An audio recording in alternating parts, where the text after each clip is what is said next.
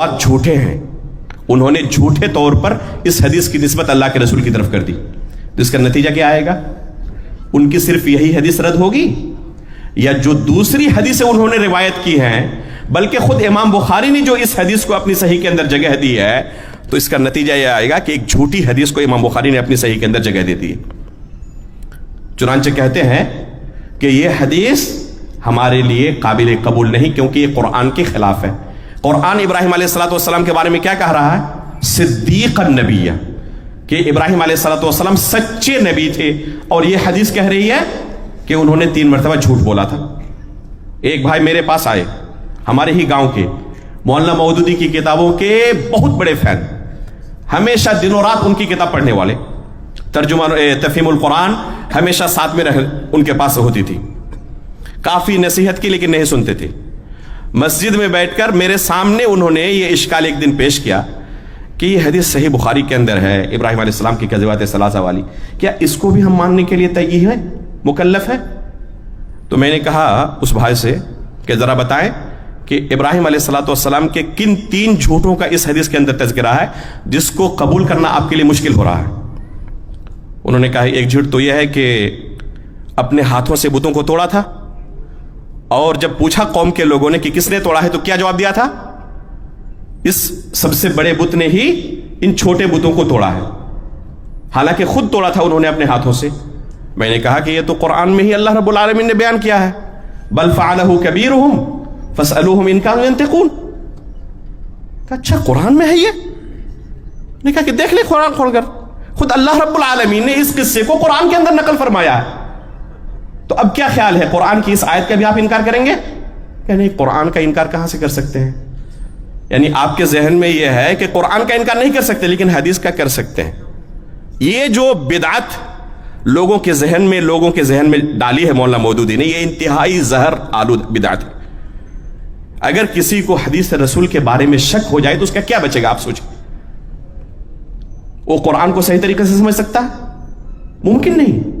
جس کو حدیث رسول قرآن کے خلاف نظر آئے، اس کو قرآن کی بعض آیتیں بھی قرآن کی بعض دوسری آیتوں کے خلاف نظر آئیں گی، اور اس طریقے سے پوری شریعت ہی اس کو مشکوک نظر آئے گی، کسی چیز پر اس کو یقین نہیں ہوگا۔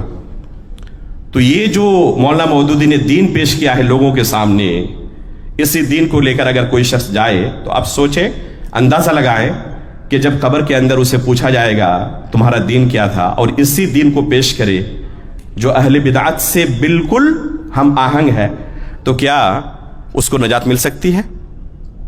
وہ خوش نصیب ہوگا یا بد نصیب ہوگا؟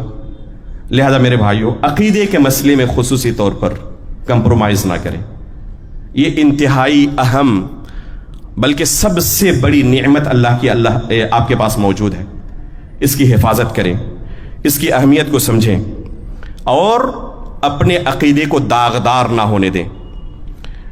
کچھ اور اہم مسائل تھے مولانا مودودی کے، لیکن میں نے خاص طور پر ان کو ذکر نہیں کیا کیونکہ بعض مشائخ کا خاص عنوان ہی وہ ہے، جیسے توحید حاکمیت کا مسئلہ، خوارج کی جو سب سے بڑی گمراہی ہے، اس گمراہی کو مولانا مودودی نے اپنے ماننے والوں کے ذہن میں پیوست کرنے میں کوئی کمی نہیں چھوڑی، بلکہ ان کی پوری زندگی کو آپ دیکھ ڈالیں تو پائیں گے کہ اسی حکومت سازی کے چکر میں اور خوارج کی اس بدعت کو لوگوں کے اندر نشر و اشاعت کرنے میں ہی اپنی زندگی گزار دی۔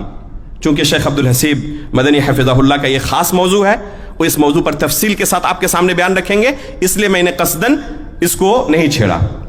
اور ایک اہم باب ہے جس کی طرف بس اشارہ کر کے میرا وقت ختم ہو چکا، بس 2-3 منٹ کے اندر اشارہ کر کے اپنی بات ختم کروں گا، وہ ہے صحابہ اکرام کا باب۔ صحابہ اکرام کے تعلق سے اہل سنت والجماعت کا متفقہ عقیدہ ہے کہ الکف عما شجر بینہم۔ امام ابن ابی حاتم الرازی رحمہ اللہ نے اصل السنہ و اعتقاد الدین میں یہ تمام سلف صالحین کا اجماعی عقیدہ نقل کیا ہے۔ امام بخاری رحمہ اللہ نے بھی اس عقیدے کا بیان کیا ہے، اپنے تمام مشائخ سے نقل کیا ہے کہ ان صحابہ اکرام کے تعلق سے ہمیں احترام کرنا ضروری ہے، اور اپنی زبان کو خصوصاً ان کے درمیان آپس کے جو اختلافات ہوئے ان اختلافات کے سلسلے میں غور و خوض کرنے کی ہمیں اجازت نہیں ہے۔ آپس میں اگر انہوں نے کسی ایک دوسرے کو کچھ کہا ہے برا بھلا تو اسے دلیل بنا کر ان کو ہم ہدف تنقید نہیں بنا سکتے. یہ متفقہ عقیدہ ہے. مولانا مودودی نے اس عقیدے کی دھجی اڑانے میں کوئی کسر نہیں چھوڑی. خلافت و ملوکیت نامی ایک کتاب لکھی, انتہائی زہر آلود کتاب, اور آج بھی بتاتے ہیں لوگ جو جماعت اسلامی کے مکتب میں جاتے رہتے ہیں کہ یہ کتاب سب سے اہم کتاب ہوتی ہے.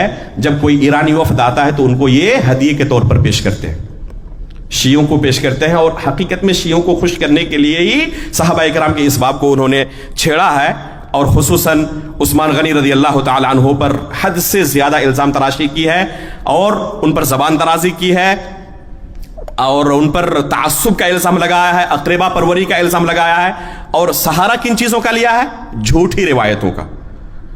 اور اگر کوئی صحیح روایت بھی تو اس میں قطع و برید کی گئی ہے. حافظ صلاح الدین یوسف رحمہ اللہ نے خلافت و ملوکیت کی تاریخی و شرعی حیثیت نام سے اس کا جواب دیا ہے, اور بہترین جواب دیا ہے. اردو زبان میں کتاب موجود ہے, آسانی کے ساتھ دستیاب بھی ہے. ہر شخص کو جو پڑھ سکتا ہو اس کتاب کو ضرور پڑھنا چاہیے. خلافت و ملوکیت کی تاریخی و شرعی حیثیت. ساتھ میں اور دو کتابوں کا نام آپ کے سامنے ذکر کروں گا جب اس موضوع کو ہم نے تھوڑا اشارہ کیا ہے. ڈاکٹر وسیم محمدی حفظہ اللہ کی ایک کتاب ہے زاویہ نگاہ, اور ایک کتاب ہے سنگ گرا. مرشد پبلیکیشن دہلی سے یہ دونوں کتابیں آپ کو مل جائیں گی, اور قیمت بھی بہت زیادہ نہیں ہے, 200-250 کے درمیان ہی ہے. تو ان تینوں کتابوں کو ضرور پڑھیں اور جانیں کہ اخوانیت اور رافضیت نے کیا اس باب کے اندر گل کھلایا ہے.